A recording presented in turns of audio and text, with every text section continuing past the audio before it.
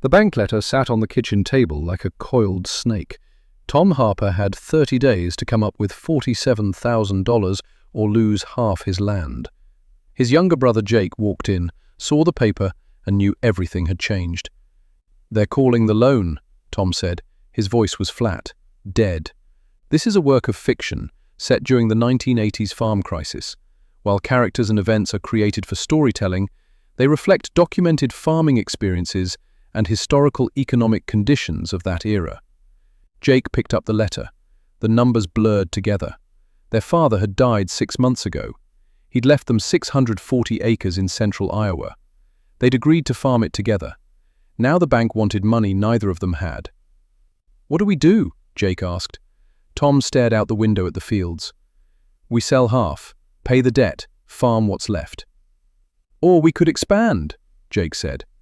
Tom looked at his brother like he'd lost his mind. "The Petersons are selling out," Jake continued. 320 acres right next to ours. We could double our size." "With what money?" Tom's face was red now. "We can't pay what we owe." Jake pulled out a newspaper clipping. He'd been carrying it for a week. "Government program. Low-interest loans for young farmers. We qualify." The brothers argued for 3 hours. Tom wanted safety. Jake wanted growth. Finally, they made a choice that would split them apart for decades. They divided the land. Tom took 320 acres. Jake took 320 acres. Each would farm his own way. Tom paid down debt. Jake borrowed more. Spring 1984 came cold and wet. Tom planted 280 acres of corn using their father's old John Deere 4430. The tractor was 15 years old but paid for. He bought seed on sale. He fixed equipment himself in the shop their grandfather had built. Jake planted 600 acres. He'd bought the Peterson place for $287,000. He financed a new John Deere 4640 for $52,000. The tractor had 155 horsepower. It could pull a 12-row planter. Jake worked 18-hour days. His wife Sarah packed him lunches he ate in the field. The harvest that fall told 2 different stories. Tom averaged 118 bushels per acre. Corn was selling for $2.63. He grossed $86,700. After expenses, he cleared $23,000. He put every dollar in the bank. Jake averaged 127 bushels per acre across more land. He grossed $201,000, but his loan payments ate most of it. He cleared $19,000. Still, he was farming twice the ground. At Thanksgiving dinner, their mother set places for both families. The brothers barely spoke. Tom's wife Linda made pointed comments about risk. Sarah defended Jake's choices. The kids played outside, unaware their fathers had become strangers. 3 years passed. Interest rates climbed. Land values dropped. The farm crisis everyone had warned about arrived like a winter storm. Tom's operation stayed small. He bought a used combine for $18,000. He hauled his own grain. He never spent money he didn't have. Some neighbors called him cheap. Others called him smart. Jake expanded again. A neighbor went bankrupt. Jake bought 160 acres at auction for $168,000. Now he farms 760 acres. The numbers worked on paper. Barely. Then 1987 hit like a fist. Drought burned across Iowa. Tom's yields dropped to 67 bushels per acre. He lost money for the first time, but his savings cushion kept him alive. Jake's yields fell to 71 bushels. His bigger operation meant bigger losses. He owed $340,000 across 3 loans. The bank called him in October. "We need to restructure," the loan officer said. His name was Dennis. He wore a tie that cost more than a week of groceries. "You're overextended." Jake sat across the desk feeling small. "I can make it work."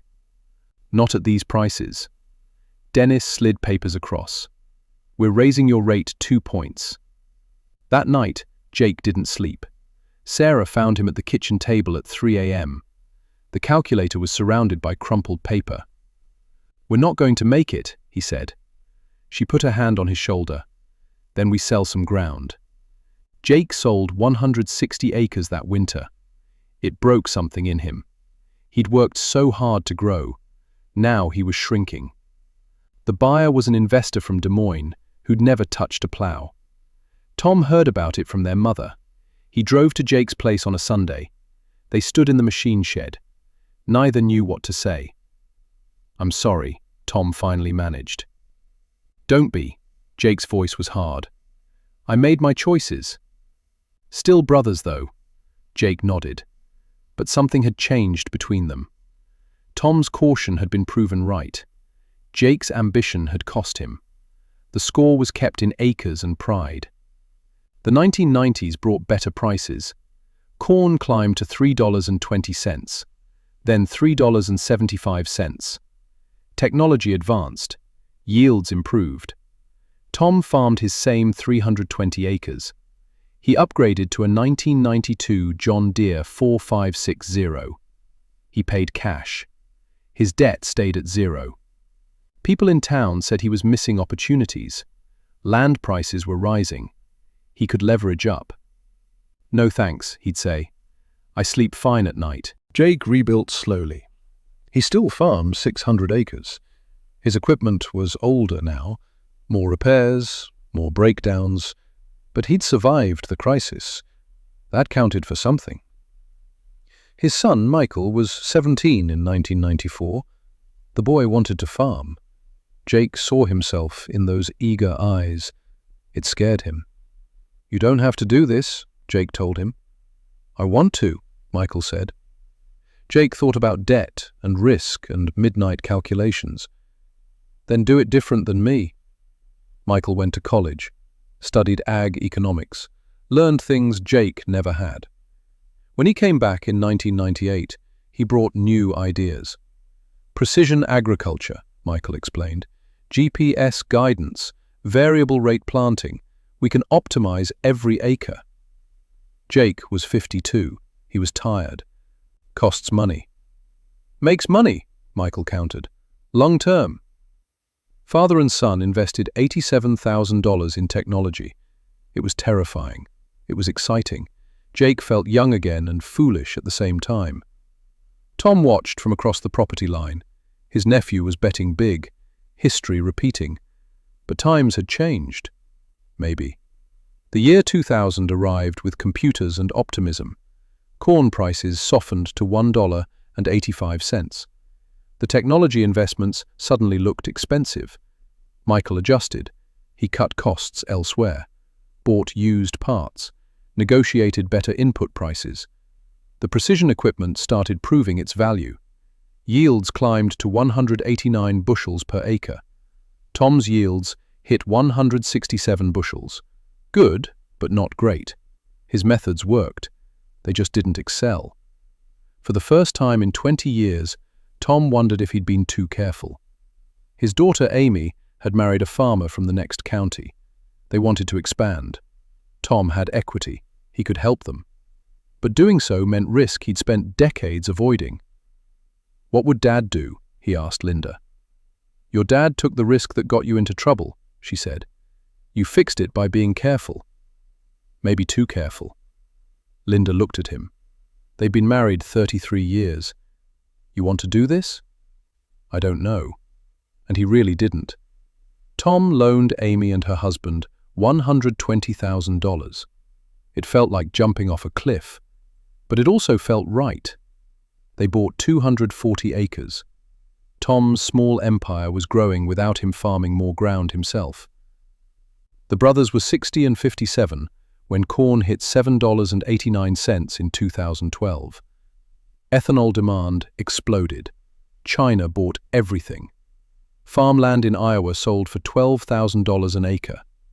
Jake's 600 acres were suddenly worth $7.2 million on paper. Tom's 320 acres were worth $3.8 million. Both men had built wealth by different paths. They ran into each other at the co-op in August. The first real conversation in years. "Quite a ride," Tom said. Jake nodded. "Lot of scars." You still farming? Michael does most of it now. Jake's hands were gnarled from arthritis. I mostly supervise. Amy's running my place, Tom said. I consult. They stood there. Two old men who'd chosen different roads. Neither path had been wrong. Neither had been right. Both had worked. Coffee sometime? Tom asked. Yeah, Jake said. That'd be good. 15 years later, Tom is 83. Jake is 80. They meet every Tuesday at the diner in town. They argue about politics and weather. They don't talk about the choices they made in 1983. Tom's operation is still 320 acres. Amy farms it with her son. It's paid for. It's profitable. It's exactly what Tom always wanted. Safe, stable, small. Jake's legacy is 1,200 acres. Michael bought neighbors out, used technology, took calculated risks, built something bigger than Jake ever managed. The debt Jake carried for decades is gone now. Both brothers lived to see grandchildren graduate college. Both stayed married to the same women. Both kept farming in the family. On a September evening, they sit on Tom's porch. The corn is 3 weeks from harvest. The fields roll away toward the sunset. You can't tell where Tom's acres end and Jake's begin. It all looks the same from here. You ever regret it? Jake asks. Staying small? Tom rocks in his chair. The question doesn't sting anymore. Some days. You ever regret expanding? Some nights. Jake smiles, especially in the 80s. A semi rolls past hauling corn. The driver waves. Neither brother knows who it is. So many things have changed. The equipment is bigger. The technology is smarter. Young farmers lease ground through apps on their phones. Tom stands slowly. His knees complain. More coffee? Sure, Jake says. They walk inside together. The kitchen table is the same one where Tom got the bank letter 40 years ago. The letter that split them apart. The letter that sent them down different roads. Two brothers, two paths. Both led home.